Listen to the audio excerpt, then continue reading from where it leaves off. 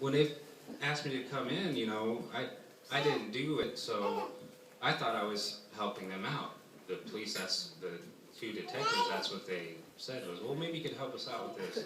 And, you know, here's a waiver, you know, your Miranda rights, they had me sign a waiver, and it wasn't, you know, too long into it that they started hitting me with these questions and accusations. So, you know, I started realizing that, hey, that, you know, this isn't, you know, what I expected, and I don't know what's going on, but I didn't know how to get out of that, you know, because they have all the power, you know.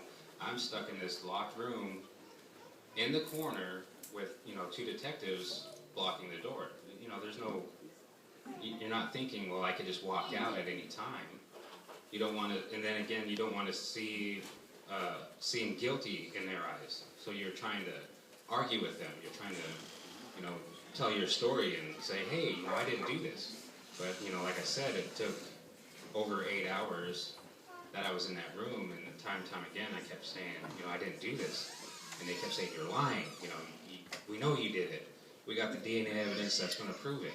And they just kept hammering away until they just wore me down. You know, they told me repeatedly, you are not leaving this room until you tell us what we want to hear. And what they were saying is, you're not leaving this room until you tell us the truth. And I knew the truth was that I didn't do it, but I could not get through to them. They weren't listening. Every time I said something, they'd be like, you're lying. So it was just, you know, a buildup of the pressure, and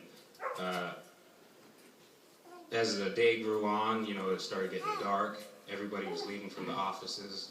It was just me and those two detectives. And so it was a tough decision to make, you know, but like I said, a big part of it was they essentially lied to me and said that there was the DNA evidence, and I thought, well, go ahead, test it, and this will be all cleared up. And I just wanted out of there. The most important thing to me was just getting out of there. That was the scariest place I've ever been, was in that interrogation room. Let me ask